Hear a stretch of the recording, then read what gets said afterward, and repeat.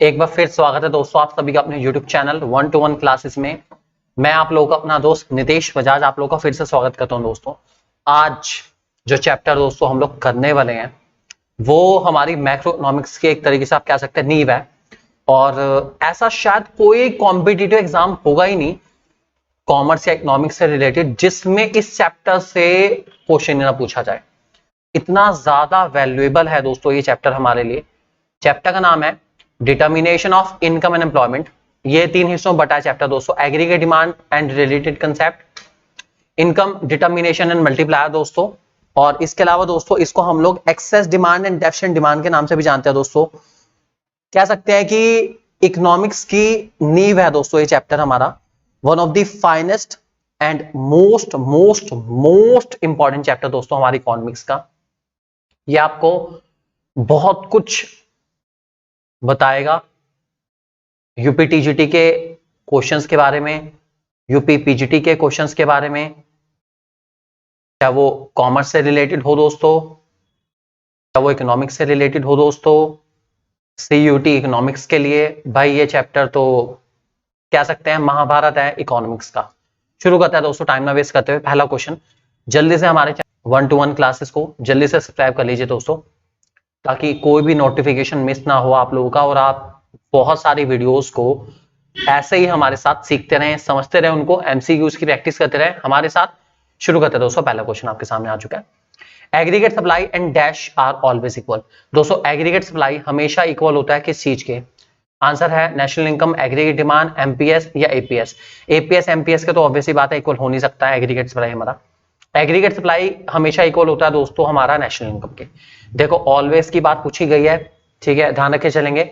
हमेशा aggregate supply और national income एक ही बात है। आप लोगों ने पढ़ा एग्रीगेट सप्लाई का मतलब है सारे प्रोड्यूसर मिलके जितने का माल बेचते हैं पूरे साल की में इकोनॉमी के अंदर, उसको एग्रीगेट सप्लाई कहा जाता है। और जितने का माल बेचेंगे उतनी इनकम जनरेट होगी, जितनी इनकम जनरेट होगी उन सारी इनकम को प्लस करके दोस्तों हमारे देश की नेशनल इनकम आ जाती है। इसलिए एग्रीगेट सप्लाई को नेशनल इनकम कहते हैं, ठीक है।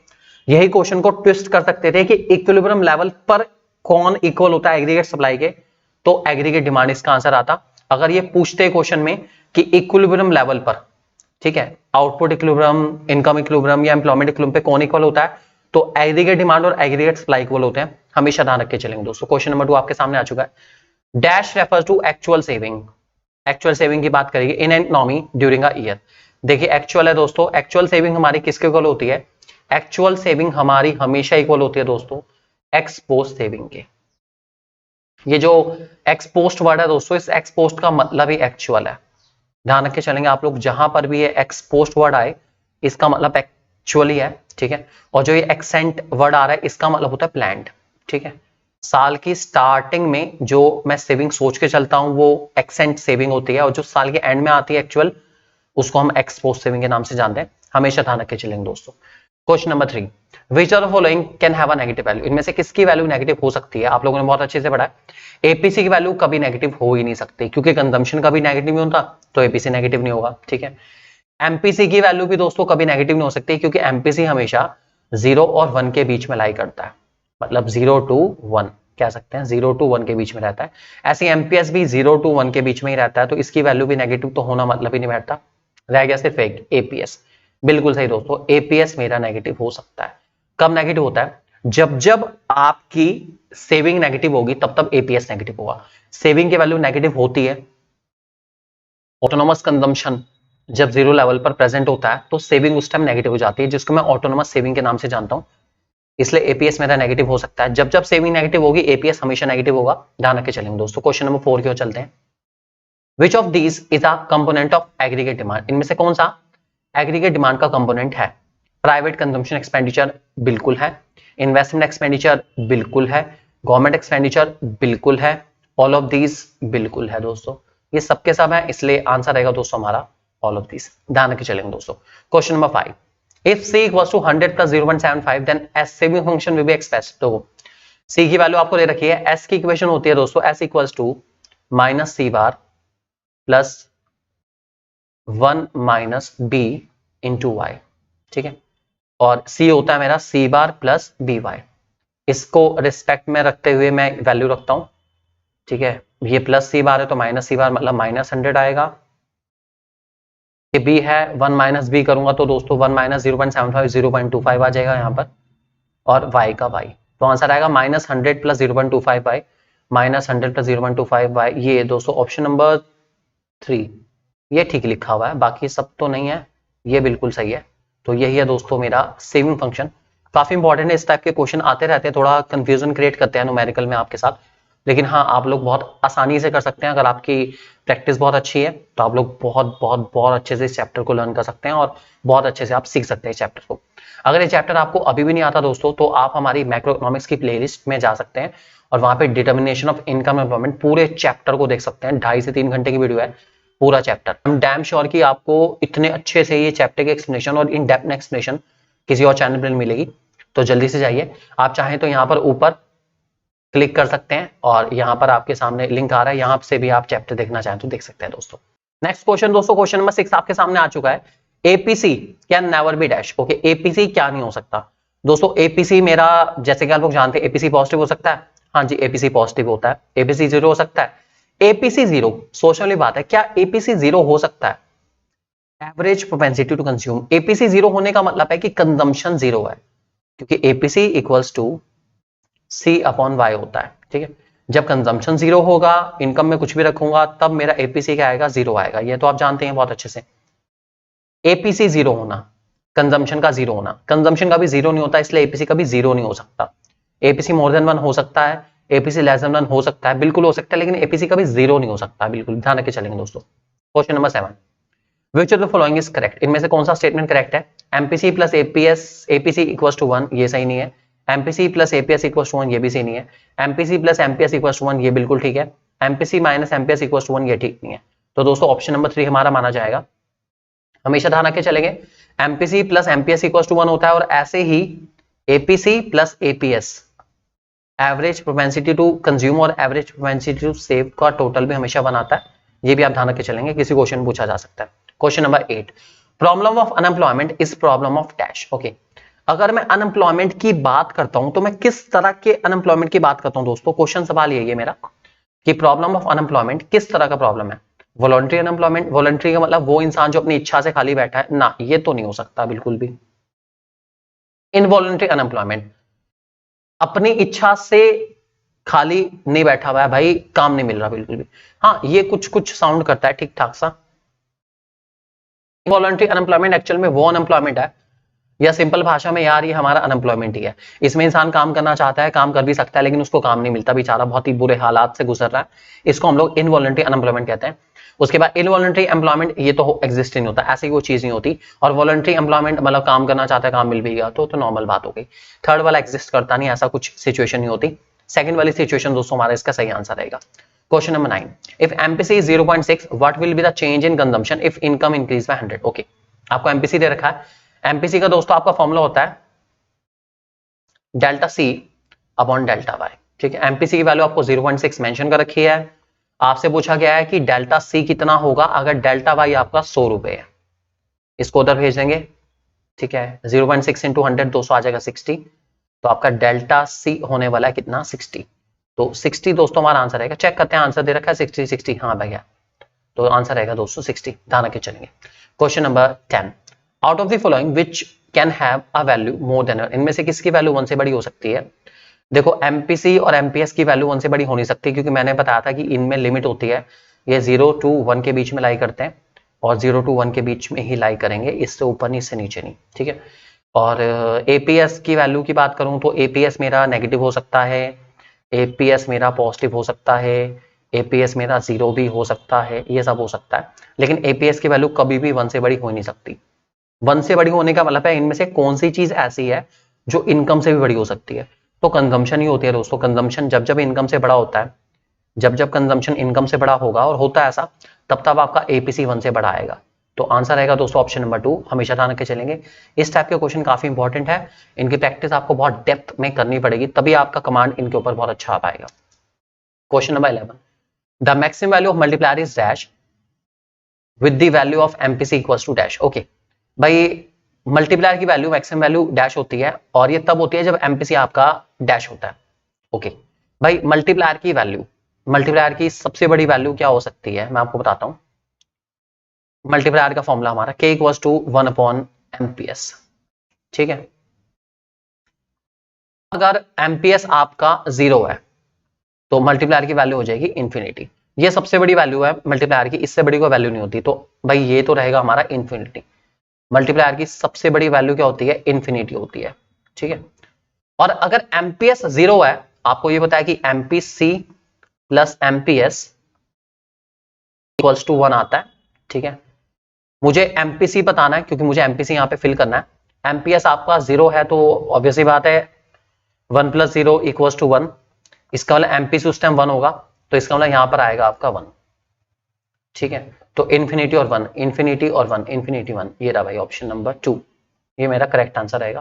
प्रैक्टिस का खेल है भाई, practice makes a man perfect.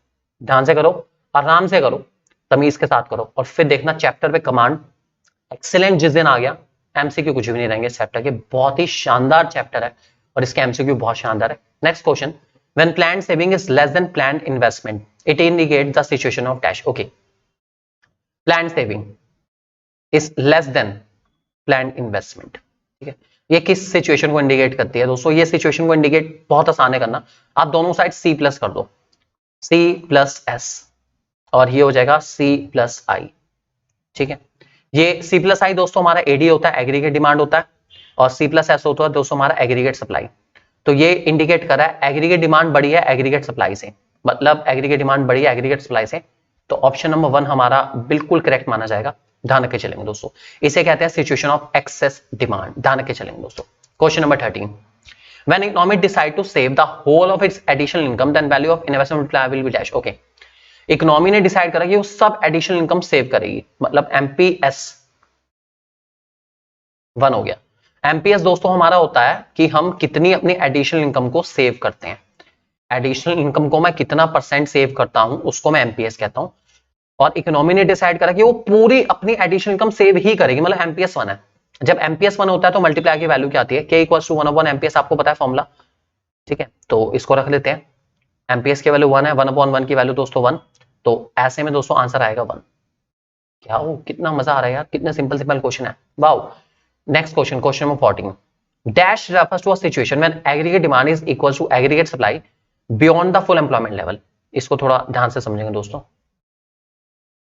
ये मेरी है एग्रीगेट सप्लाई, ठीक है, और ये है मेरी एग्रीगेट डिमांड। ठीक है, नॉर्मली ये फुल एम्प्लॉयमेंट इक्विलिब्रियम पे इक्वल होते हैं। ठीक है, तो जब एडी इक्वल है एएस के, दोबारा इक्वल है, बियॉन्ड फुल एम्प्लॉयमेंट है, मतलब ये फुल से पार, अगर ये फुल है तो ये फुल को भी पार कर गया और फिर उसके बाद इक्वल हुआ है, मतलब एडी डैश इक्वल है एएस के, बियॉन्ड फुल। तो ये क्या है दोस्तों?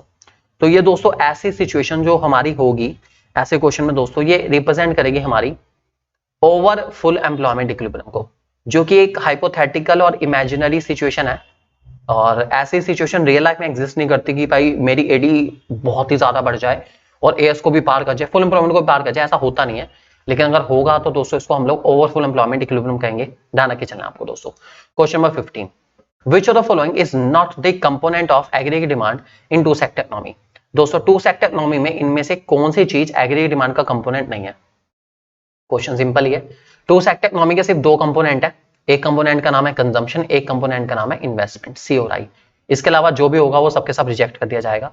Net export, government expenditure, consumption, भाई कंजम्पशन तो होता है और नेट एक्सपोर्ट नहीं होता, गवर्नमेंट एक्सपेंडिचर नहीं होता, बोथ एंड बी, हाँ ये दोनों नहीं है क्योंकि इन्वेस्टमेंट आना था, ये दोनों तो कंपोनेंट नहीं है, टू सेक्टर इकोनॉमी के कंपोनेंट बिल्कुल नहीं है। ध्यान रख के चलेंगे दोस्तों। Question number 16, break even point is achieve when dash. Okay, break even point तब आता है दोस्तों, ब्रेक इवन पॉइंट वो सिचुएशन है जब मेरा इनकम और कंजम्पशन इक्वल हो जाता है। जिस भी जगह पे मेरा इनकम कंजम्पशन इक्वल हो जाता है उसको मैं ब्रेक इवन पॉइंट, और उस लेवल को ब्रेक इवन लेवल कहता हूं। तो आंसर रहेगा दोस्तों हमारा ब्रेक इवन लेवल के लिए national income equals to consumption. हाँ, ये ऑप्शन नंबर 1 एक्यूरेट है दोस्तों, ध्यान रख के चलेंगे आप, ऑप्शन नंबर 1 हमारा एक्यूरेट है, ये ध्यान रख के चलना आपको। Next question, question number 17, if MPC equals to MPS then value of multiplier equals to dash. Okay, क्या हो सकता है एक बार चेक करते हैं। अगर एमपीसी और एमपीएस इक्वल है, मुझे पता है कि एमपीसी और एमपीएस को प्लस करके 1 आता है। अगर ये दोनों इक्वल हो जाते हैं तो मैं कह सकता हूं कि MPC plus MPC equals to 1। ठीक है, 2 MPC इक्वल्स टू 1, तो MPC आ गया आपका 1/2, दैट इज 0.5। MPC कितना है? 0.5। अगर MPC 0.5 है तो MPS भी 0.5 का, दोनों इक्वल है। ठीक है, तो K का फॉर्मूला हमारा होता है K इक्वल्स टू 1/1 MPS, ये आपको पता है फॉर्मूला। तो 1/0.5 को हटाते हैं, 10/5 ही आ गया दोस्तों 2। मतलब जब MPC MPS इक्वल होगा तो मल्टीप्लायर की वैल्यू आएगी 2, तो आंसर आएगा 2। वाओ, सिंपल क्वेश्चन, मजा आ गया। Next question number 18, dash is exercise through discussion letter and speeches to bank. ये है दोस्तों हमारा एक्सेस डिमांड डेफिशिएंट डिमांड से रिलेटेड क्वेश्चन। ये हमारी मॉनेटरी पॉलिसी को रिप्रेजेंट करता है। तो इनमें से कौन सा इंस्ट्रूमेंट है मॉनेटरी पॉलिसी का जो स्पीचेस के थ्रू, डिस्कशन के थ्रू और लेटर्स के थ्रू प्रैक्टिस करा जाता है? तो दोस्तों उसका आंसर है हमारे पास मॉरल सुएशन। ठीक है, moral suasion is the act of creating pressure and persuasion on commercial bank by the central bank.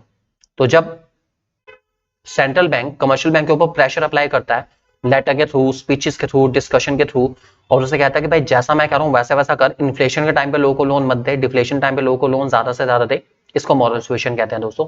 ध्यान रख के चलेंगे आप लोग। Question number 19, increase in CRR will lead to, okay, cash reserve ratio जब जब बढ़ता है, ध्यान रख के चलेंगे, कैश रिजर्व रेशो दोस्तों जब जब बढ़ता है तब तब मेरी मनी सप्लाई कम हो जाती है।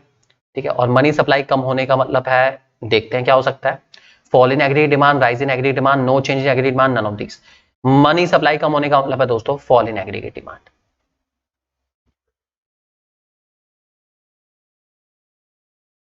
लोगों के पास पैसा ही कम होगा तो लोगों की जो डिमांड है दोस्तों वो अपने आप ही कम हो जाएगी। सब खेल पैसे का है। अगर आपके पास पैसा बहुत ज्यादा है तो आप डिमांड भी ज्यादा करोगे, और आपके पास पैसा कम है तो आप डिमांड भी कम करोगे। आपको ध्यान रख के चलना दोस्तों, जब जब CRR बढ़ता है मनी सप्लाई हमेशा कम हो जाती है। ध्यान रख के चलेंगे दोस्तों। Next question, question number 20, change in government spending is a part of dash. Okay, government की जो स्पेंडिंग है दोस्तों वो किस चीज का पार्ट है?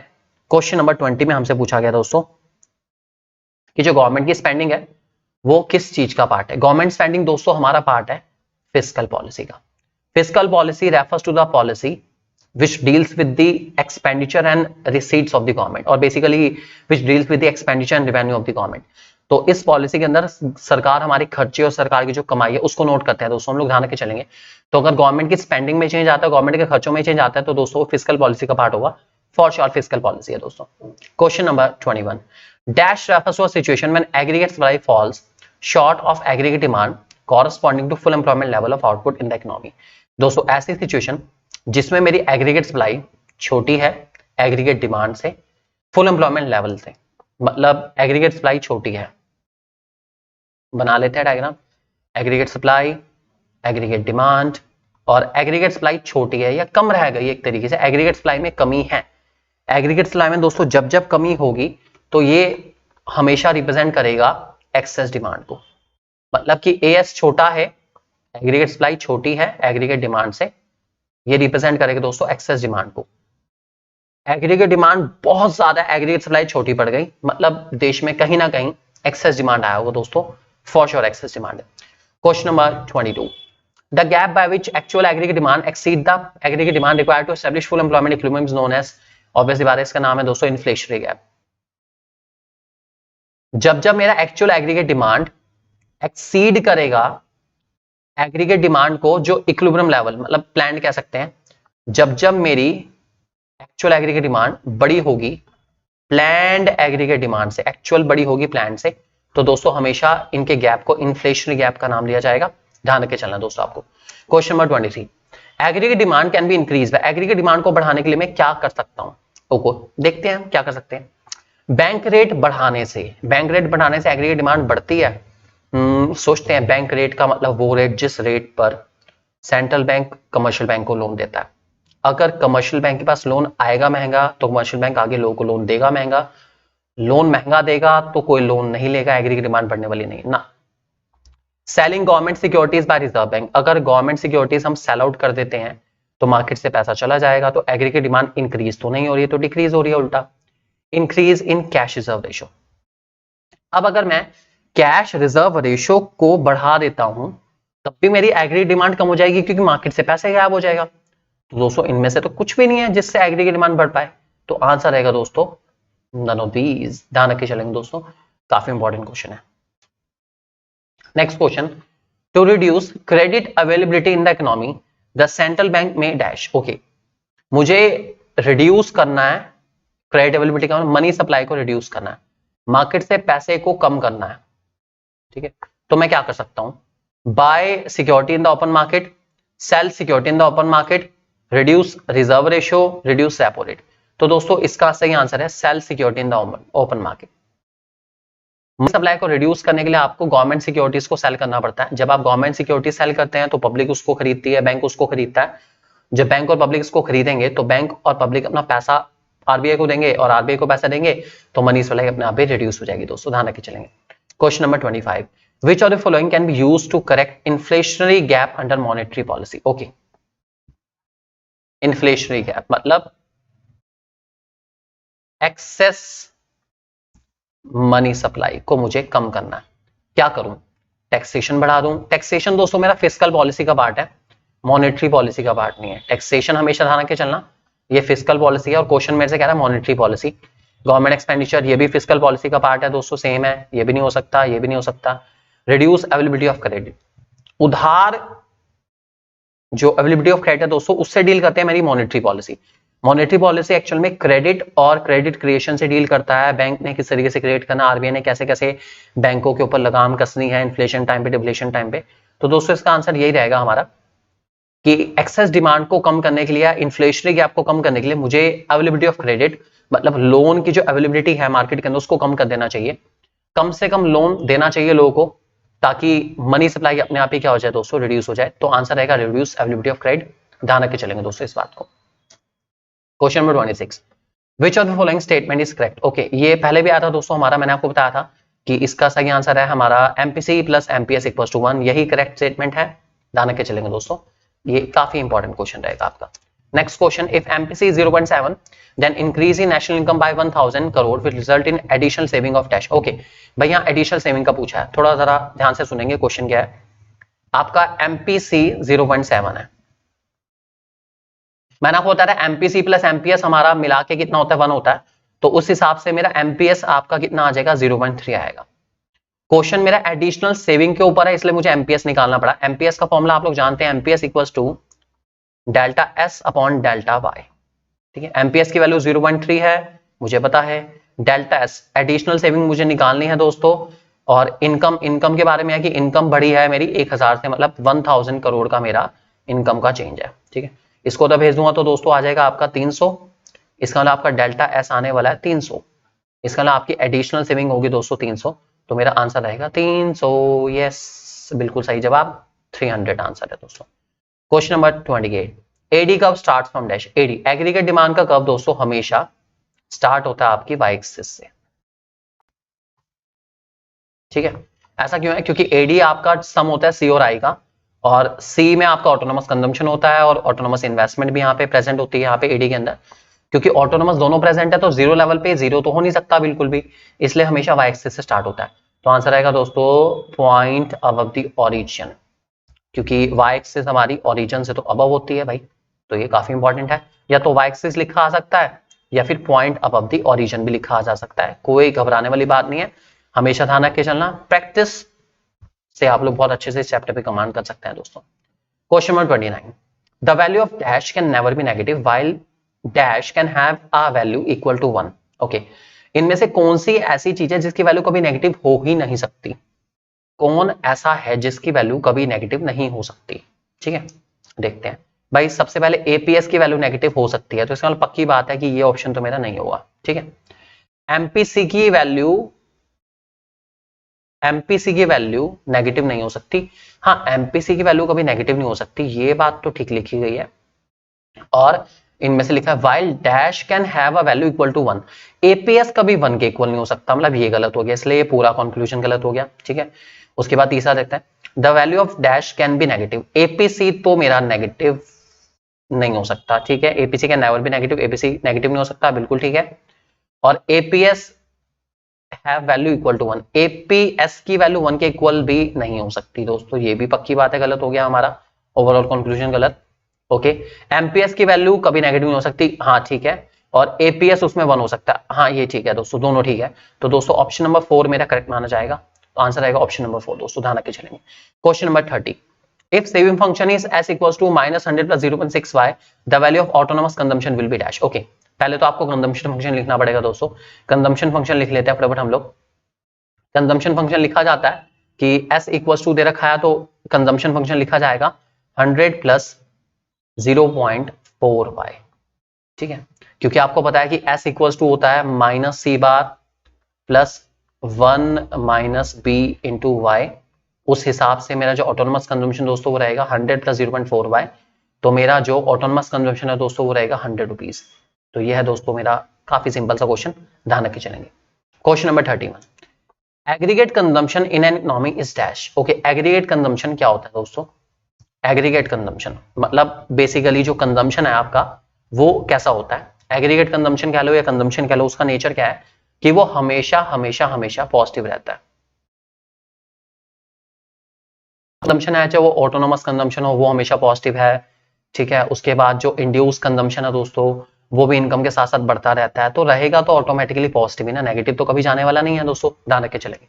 Question number 32, the consumption of an economy is given as c equals to 40 plus 0.8y, the value of MPS is dash. Okay भाई, ये हुआ c equals to c bar plus b और y, ठीक है।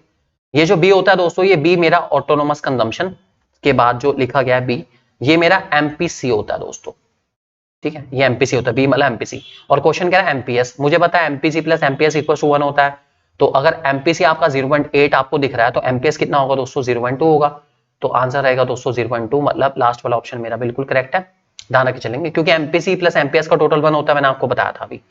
Next question, question number 33, if delta C equals to 0 then delta S will be dash. Okay, अब delta C plus delta S is always equals to delta Y. Simple सी बात है, मतलब MPC कह लो, MPS कह लो, ठीक है, और डेल्टा वाई आपको पता ही है ये हमारा 1 है। एक तरीके से आप ऐसा भी कह सकते हो, डेल्टा एस हमारा एमपीएस को रिप्रेजेंट करता है, डेल्टा सी हमारा एमपीसी को रिप्रेजेंट करता है, और डेल्टा वाई हमारा 1 इनकम को रिप्रेजेंट करता है, ठीक है।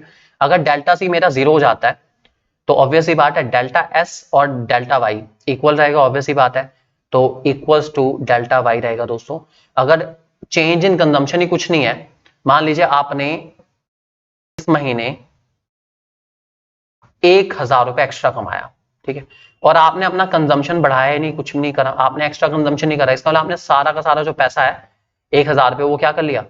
सेव कर लिया। ऐसा हो सकता है, बिल्कुल पॉसिबल है, ध्यान रख के चलेंगे दोस्तों। Question number 34, the consumption function of an economy is given c equals to 50 plus 0.6y, which of the following statement is true for the economy. Okay, statement कौन सा ट्रू है देखना पड़ेगा। Consumption at zero level of national income is 50 crore, zero level of income में 50 करोड़ है, हाँ ये बात तो ठीक लिखी हुई है। People spend 60% of rise in income on consumption, ये बात भी ठीक लिखी हुई है। People save 60% of rise in income, ना ये बात गलत है भाई, 60% सेव नहीं करे, सेव करेंगे 40%, सेव करेंगे 40%, तो बोथ ए एंड बी दोस्तों हमारा करेक्ट माना जाएगा, दैट इज ऑप्शन नंबर 3 हमारा करेक्ट माना जाएगा। नेक्स्ट क्वेश्चन दोस्तों, हमारा क्वेश्चन नंबर 35 आपके सामने आ चुका है। The value of APC is 0.8 and the national income is 4000 crore, the value of saving will be dash. Okay, आपको क्वेश्चन में एपीसी गिवन है और आपसे दोस्तों सेविंग पूछी गई है। एपीसी आपका होता है 0.8, ठीक है, और मैंने आपको सेविंग की वैल्यू डिटरमाइन करनी है, तो कोई बात नहीं, मैं कंजम्पशन निकाल लेता हूं। आपको एपीसी का फॉर्मूला पता है कि एपीसी इक्वल्स टू होता है सी अपॉन वाई, ठीक है। एपीसी आपका 0.8 है, ठीक है, मेरे को सी निकालना है, कितना आएगा? वाई की वैल्यू आपको दे रखी है 4000, इसको तो भेज देते हैं, ये आ गया, सी आ गया 3200, सी दोस्तों आपका आ गया, कितना आ गया? 3200 आपका आ गया कंजम्पशन, ठीक है। अब आपकी इनकम 4000 रुपए है, ठीक है, उसमें से अगर मैं आपका कंजम्पशन माइनस कर देता हूं, डेट इज माइनस 3200 रुपए कर देता हूं, तो जो बचेगा दोस्तों वो मेरी सेविंग होगी कितनी? 800 करोड़ रुपए। भाई 4000 कमाए थे, 3200 रुपए खा लिए, 800 रुपए बच गए, तो दोस्तों ऑप्शन नंबर 3 करेक्ट माना जाएगा। यह है दोस्तों हमारी सेविंग हमारी 800, 4000 आए थे, 3200 खर्च कर दिए, 3200 जाने के बाद दोस्तों 800 करोड़ बचे, वो मेरी क्या होगी, सेविंग होगी, simple. Next question, question number 36। At equilibrium level पे कौन किसके इक्वल होता है भाई, क्या है इसका आंसर। क्या इक्विलिब्रियम लेवल पे कंजम्पशन इन्वेस्टमेंट इक्वल होते हैं, नहीं। एग्रीगेट डिमांड सेविंग के इक्वल होता है, नहीं। एस और आई इक्वल होते हैं, हाँ वैसे तो यही इक्वल है दोस्तों। इक्विलिब्रियम लेवल पे हमारा एस और आई इक्वल होता है, ऐसा क्यों मैं आपको बताता हूं। इक्विलिब्रियम लेवल दोस्तों वो सिचुएशन जिसपे एडी और एएस इक्वल होता है, ठीक है। एडी को मैं कहता हूं सी प्लस आई और एएस को मैं कहता हूं दोस्तों सी प्लस एस, ठीक है। दोनों साइड सी कॉमन है, कट हो सकता है, तो इसका मतलब है जहां पर इन्वेस्टमेंट और सेविंग इक्वल है वो इक्विलिब्रियम बन सकता है। तो सेविंग इन्वेस्टमेंट जहां इक्वल वहां इक्विलिब्रियम आ सकता है दोस्तों, ध्यान रख के चलेंगे। Question number 37। If MPC is 0.6 the investment multiplier will be dash. Okay, MPC 0.6 है, फटाफट जल्दी हम लोग फॉर्मूला लगाते हैं दोस्तों। फॉर्मूला है 1/MPS, ठीक है, या फिर आप ये वाला भी लगा सकते हैं K इक्वल्स टू 1/1 - MPC। अगर आपको क्वेश्चन में MPC की वन हो तो आप ये वाला फॉर्मूला लगा सकते हैं, कोई दिक्कत नहीं है, लगा लेते हैं। तो K equals to 1/1 - 0.6 equals to 1/0.4, point हटा के 0, 10/4 की वैल्यू दोस्तों आती है 2.5, तो आंसर आएगा 2.5, K की वैल्यू आएगी 2.5, मल्टीप्लायर होगा 2.5 गुना। काफी इंपॉर्टेंट क्वेश्चन है, ध्यान रख के चलेंगे। Next question, question number 38। Multiplier is dash related to MPC. भाई ये तो सोचने वाली बात है, मल्टीप्लायर और एमपीसी का रिलेशन क्या है। मल्टीप्लायर और एमपीसी का रिलेशन दोस्तों डायरेक्ट है, बिल्कुल। एक्चुअली में मल्टीप्लायर क्या है कि जितना ज्यादा मैं कंज्यूम करूंगा उतना ज्यादा मेरी सर्कुलेशन में घूमेगा पैसा, जितना ज्यादा घूमेगा उतना ज्यादा मल्टीप्लायर होगा। क्योंकि जो कंजम्पशन करते हैं ना आप लोग, वो पैसा इकोनॉमी के अंदर हमेशा रोटेट होता रहेगा। और जो पैसा आप सेव कर लेते हैं वो इकोनॉमी से क्या हो जाता है, आउट। तो इसलिए एमपीसी और मल्टीप्लायर का रिलेशन हमेशा दोस्तों क्या रहता है, डायरेक्ट रहता है, ध्यान रख के चलेंगे। Question number 39। When planned saving is less than planned investment then. Okay, ध्यान से देखेंगे, सेविंग छोटी है इन्वेस्टमेंट से, तो क्या होगा आपको बताना है। National income is likely to fall, there will be no change in the national income is likely to rise. तो दोस्तों इसका आंसर रहेगा national income is likely to rise. अब कैसे रहेगा वो मैं आपको बताता हूं, ध्यान से देखेंगे इस बात को, ठीक है। मैं आपको बताया था दोनों साइड आप कंजम्पशन प्लस कर दो। अगर आप दोनों साइड इधर भी सी प्लस करते हैं और इधर भी सी प्लस करते हैं तो आपका हो गया as, aggregate supply is smaller than aggregate demand, ठीक है। इकोनॉमी में डिमांड बहुत ज्यादा है, जब इकोनॉमी के अंदर डिमांड बहुत ज्यादा है तो हमेशा एग्रीगेट सप्लाई प्रोड्यूसर को एडजस्ट करना पड़ेगा। सिंपल सी बात है, अगर कंज्यूमर मांग रहा है, consumer is the king of market ना, सीधी सी बात है, मार्केट का किंग कंज्यूमर है। कंज्यूमर डिमांड कर रहा है, करते जा रहा है, कहीं ना कहीं प्रोड्यूसर को एडजस्ट करना पड़ेगा। एग्रीगेट सप्लाई को दोस्तों हम लोग नेशनल इनकम भी कहते हैं, मैंने आपको बताया था। एग्रीगेट डिमांड ज्यादा है इसलिए एग्रीगेट सप्लाई को मैं बढ़ा रहा हूं या एडजस्ट कर रहा हूं, इसलिए नेशनल इनकम को भी एडजस्ट करना पड़ेगा, इसलिए नेशनल इनकम ऑटोमेटिकली दोस्तों बढ़ जाएगी, ध्यान रख के चलेंगे। Question number 40। If MPC is greater than MPS the value of multiplier will be dash. Okay, देखना पड़ेगा दोस्तों, अगर आपका एमपीसी बड़ा है एमपीएस से तो मल्टीप्लायर की वैल्यू कितनी होगी, greater than 2, less than 2, equal to 2, equal to 5, देखना पड़ेगा। अब सबसे छोटी वैल्यू एमपीसी की क्या होगी जिसमें एमपीसी बड़ा है मल्टीप्लायर से। मुझे पता है कि एमपीसी एमपीएस का टोटल 1 होता है, सबसे छोटी वैल्यू वैसे तो बहुत हो सकती है, मैं कहता हूं अगर ये दोनों देखो, अगर ये 0.5 है तो बराबर है, ठीक है। अब और क्या वैल्यू हो सकती है भाई, थोड़ा सा कम कर लेते हैं, इसको 0.51 बोल देते हैं और इसको 0.49 बोल देते हैं। वैसे तो पॉइंट में और ज्यादा जा सकता है, आप 0.6 और 0.4 के हिसाब से भी कर सकते हैं, तब भी कोई दिक्कत नहीं है, आपकी मर्जी है। मैं तो सबसे निचले केस में उतर गया, इससे निचला केस नहीं हो सकता, तो मैं तो जितना भी छोटा केस हो सकता है मैंने तो छोटे से छोटा केस ले लिया ताकि दिक्कत ही ना आए। तो 0.51 और 0.49 ये मैंने छोटे छोटे केस ले लिए। ये का फॉर्मूला होता है दोस्तों 1/MPS, आपको पता ही है ऑलरेडी, ठीक है।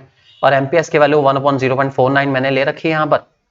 अब 1/0.49 करूंगा दोस्तों, पॉइंट हटा के 100 बन गया, 100 को 49 से डिवाइड करेंगे तो 2.067 जो भी आएगा कुछ आएगा, मतलब 2 से ऊपर ही आएगा, ठीक है। और अगर मैं 0.4 के हिसाब से करता हूं तो 1/0.4 डेट इज पॉइंट हटा के ये आ गया दोस्तों हमारा 2.5। ये भी 2 से बड़ा है, ये भी 2 से बड़ा है। तो दोस्तों जो भी वैल्यू होगी, पक्की बात है ग्रेटर देन 2 ही आने वाली है। दैट इज फॉर श्योर कि जब जब आपका एमपीसी एमपीएस से बड़ा होगा, जो भी वैल्यू आएगी वो 100% 2 से तो बड़ी आएगी। 2 से छोटी तो वैल्यू आ ही नहीं सकती। जब जब आपका एमपीसी बड़ा है एमपीएस से, हमेशा हमेशा हमेशा आंसर 2 से तो बड़ा आएगा है, और फॉर श्योर 2 से बड़ा आएगा। ध्यान रखे चलेंगे दोस्तों। Question number 41, if ratio between MPC and MPS is 4:1, the value of multiplier is dash. Okay, MPC ratio MPS 4:1 है। तो इसको रेशियो का अगर मैं सिंपल लिखता हूं फ्रैक्शन में, तो दोस्तों ये रहेगा मेरा एमपीसी रहेगा आपका 4/5 और एमपीएस रहेगा आपका 1/5। सिंपल सी बात है, आपको पता ही है, दोनों को प्लस करके अपॉन में लगाते हैं ना हम लोग, ये आप लोग जानते हैं, आप लोगों ने प्रैक्टिस कर रखी है इस बात की। एमपीएस मेरा 1/5 है, सिंपल सी बात है, मेरे को मल्टीप्लायर की वैल्यू निकालनी है। के का फॉर्मूला 1/MPS है, ठीक है, तो रख देते हैं 1/1/5। ये 5 ऊपर चला गया, तो दोस्तों मल्टीप्लायर की वैल्यू आ गई 5। तो दोस्तों आंसर रहेगा हमारा 5। सिंपल सा सवाल, सिंपल सा answer. Question number 42, which of the following is not a reason for excess demand. इनमें से कौन सा एक्सेस डिमांड का रीजन नहीं है, मतलब इनमें से कौन सी जड़ नहीं है एक्सेस डिमांड की, किस वजह से एक्सेस डिमांड नहीं आता, भाई देखना पड़ेगा। डेफिसिट फाइनेंसिंग एक्सेस डिमांड का रीजन है। इन्वेस्टमेंट बढ़ने की वजह से एक्सेस डिमांड होती है, बिल्कुल होती है। रिडक्शन टैक्सेस, टैक्सेस कम होंगे तो मेरी इनकम बढ़ जाएगी, इनकम बढ़ जाएगी तो मैं कंज्यूम ज्यादा करूंगा, बिल्कुल हो सकती है। Fall in propensity to consume दोस्तों एक्सेस डिमांड का रीजन नहीं हो सकता। मतलब क्या है, एक्सेस डिमांड का मतलब होता है एडी का बढ़ना, कि इनमें से कौन सा एग्रीगेट डिमांड को बढ़ाता नहीं है, ठीक है। अगर मेरी प्रोपेंसिटी टू कंज्यूम मतलब एमपीसी कम हो जाती है तो मेरी कंजम्पशन कम हो जाएगी, कंजम्पशन कम होगी तो एडी भी कम हो जाएगी। ये पूछ रहे थे, रीजन नहीं है। तो दोस्तों यही है, ये जो है एक्चुअल में आपकी डेफिशिएंट डिमांड का रीजन है, ये एक्सेस डिमांड का रीजन नहीं है। ध्यान रख के चलेंगे दोस्तों। Question number 43, excess demand lead to dash. Okay, excess demand की वजह से क्या होता है भाई, जब जब एक्सेस डिमांड होगी इकोनॉमी के अंदर, बियॉन्ड द लेवल डिमांड बढ़ती जाएगी बढ़ती जाएगी बढ़ती जाएगी बढ़ती जाएगी बढ़ती जाएगी, तो क्या होगा दोस्तों, एक्सेस डिमांड में एक सबसे बड़ी प्रॉब्लम आती है दोस्तों। एक्सेस डिमांड एक लिमिट तक तो क्या होता है कि एक्सेस डिमांड इकोनॉमी के लिए अच्छी बात है, कोई दिक्कत वाली बात नहीं, बढ़िया बात है। एक लिमिट के पार जब एक्सेस डिमांड होती है तो प्रोड्यूसर एडजस्ट नहीं कर पाता, इसीलिए एम्प्लॉयमेंट लेवल के अंदर कोई चेंज नहीं आता। ये एक्सेस डिमांड का आउटकम है दोस्तों। एक्सेस डिमांड के हमारे 3 आउटकम है कि एक्सेस डिमांड जब जब होती है इकोनॉमी के अंदर, तो एक लिमिट के बाद या प्रॉब्लम क्या रहती है, आउटपुट के अंदर चेंज आना बंद हो जाता है, ठीक है। आउटपुट के अंदर कोई चेंज नहीं आता, ठीक है। और उसके बाद जब आउटपुट में चेंज नहीं आ रहा तो इनकम के अंदर भी कोई चेंज नहीं आएगा, ठीक है। एम्प्लॉयमेंट के अंदर भी कोई चेंज नहीं आएगा, बस चेंज आएगा प्राइस लेवल में, क्योंकि एक्सेस डिमांड है तो प्रोड्यूसर क्या करेगा, प्राइसेस बढ़ा देगा। उसे का लूटो, कंज्यूमर बहुत प्रोडक्ट मांग रहा है, इसे लूटो, ज्यादा से ज्यादा लूटो, प्राइस बढ़ा देगा बस। तो एक्सेस डिमांड का जो आउटकम है, ये एक्सेस डिमांड का जो रिजल्ट है दोस्तों, वो हमेशा प्राइस लेवल पे बढ़ाने पर है, बाकी कुछ नहीं होता। ध्यान रख के चलेंगे दोस्तों। नेक्स्ट क्वेश्चन हमारा, deficient demand indicates dash. Deficient demand इनमें से किस चीज को इंडिकेट करता है दोस्तों, deficient demand under full employment, sorry under employment equilibrium, over full employment equilibrium, full employment equilibrium. Full employment पे तो डेफिशिएंट डिमांड नहीं होती, ओवर फुल पे नहीं होती। Deficient demand under employment equilibrium को रिप्रेजेंट करेगा दोस्तों। जब जब मेरी इकोनॉमी के अंदर एग्रीगेट डिमांड कम हो जाएगी एग्रीगेट सप्लाई से, फुल वाले लेवल से नीचे जब जब एग्रीगेट डिमांड होगी दोस्तों, तो इसको हम लोग कह के चलते हैं अंडर एम्प्लॉयमेंट इक्विलिब्रियम। और ये सिचुएशन दोस्तों मेरी डेफिशिएंट डिमांड की है, और जो गैप आ रहा है दोनों के बीच में, इस गैप को दोस्तों हम लोग डिफ्लेशनरी गैप के नाम से जानते हैं। ध्यान रख के चलेंगे दोस्तों। Question number 45, monetary policy is the policy of dash to control money supply and credit creation in economy. क्या आंसर आएगा दोस्तों, ये जो मॉनेटरी पॉलिसी है दोस्तों, वो पॉलिसी है हमारी सेंट्रल बैंक की, RBI, reserve bank of India, नाम तो सुना ही होगा। आरबीआई की मॉनेटरी पॉलिसी है दोस्तों, जो कि काफी इंपॉर्टेंट है, और उसका मेन पर्पस होता है मार्केट में जो क्रेडिट क्रिएशन हो रहा है उसको रिड्यूस करना। ये आपको हमेशा ध्यान रखे चलना है, काफी इंपॉर्टेंट क्वेश्चन है, भूलेंगे बिल्कुल नहीं दोस्तों। क्वेश्चन नंबर 46, अब कुछ न्यूमेरिकल वाले क्वेश्चन है हमारे पास। सी की वैल्यू दे रखी है, break even level of income क्या होगा दोस्तों, सी की वैल्यू दे रखी है आपको, ब्रेक इवन लेवल पूछा है। ब्रेक इवन लेवल पे दोस्तों आपको y इक्वल्स टू सी रखना होता है, आपको पता ही है। तो y इक्वल्स टू सी की वैल्यू 60 प्लस 0.8 y, ठीक है। इसकी वैल्यू को सॉल्व करता हूं दोस्तों, ये प्लस का उधर जाके माइनस बन जाएगा, y minus 0.8y equals to 60, 0.2y equals to 60, y equals to 60 upon 0.2, point हटा के 600 हो गया, 600 अपॉन 2 दोस्तों आ गया हमारा 300। तो ब्रेक इवन लेवल होगा दोस्तों हमारा 300, 300, 300, हाँ भाई 300 है ऑप्शन में, आंसर रहेगा दोस्तों हमारा 300। ध्यान रख के चलेंगे, ये आपको ध्यान रखना है, ब्रेक इवन लेवल पे y इक्वल्स टू हमेशा सी रख के चलेंगे, भूलना बिल्कुल नहीं। Next question, if s equals to -20 plus 0.3y consumption function क्या होगा दोस्तों?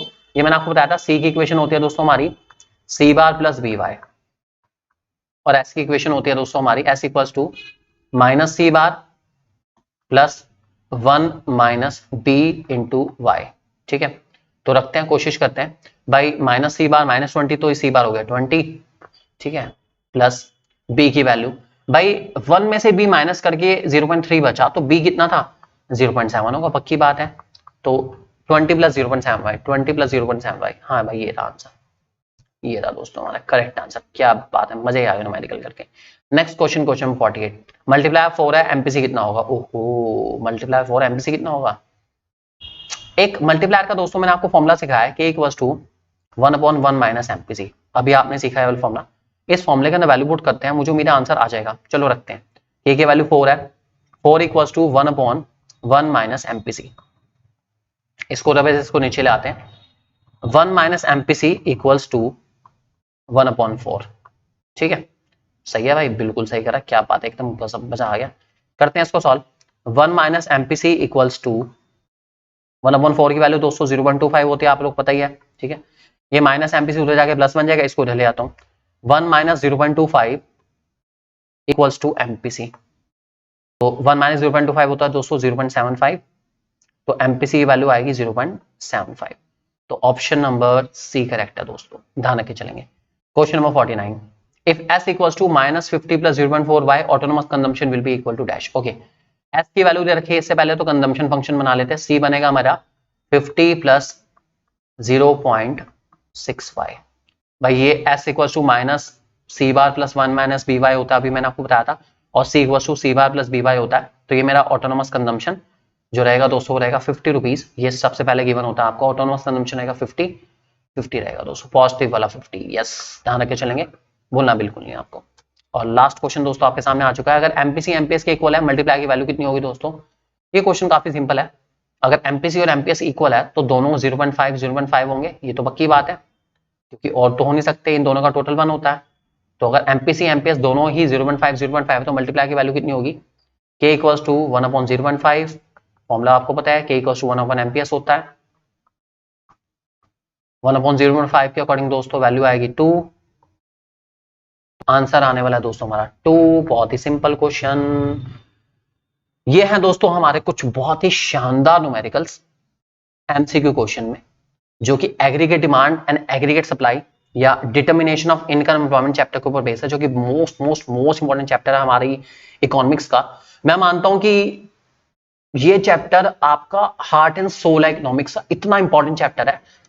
इस चैप्टर के आप अगर बहुत अच्छा कमांड कर लेते हैं इस चैप्टर पे, तो आपका फॉर श्योर डेफिनेटली कोई भी एग्जाम हो, सीयूटी का एग्जाम हो, यूपीटीजीटी, यूपीपीजीटी, इकोनॉमिक्स के लिए, कॉमर्स के लिए, तो ये चैप्टर आपके इतनी शानदार प्रैक्टिस कराएगा और आपको बहुत अच्छे न्यूमेरिकल के मार्क्स दिला सकता है। अगर न्यूमेरिकल आएंगे दोस्तों, उसको आप बहुत अच्छे से कर सकते हैं, थ्योरी बहुत अच्छी है इस चैप्टर की।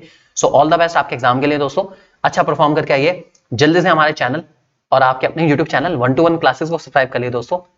Thank you very much.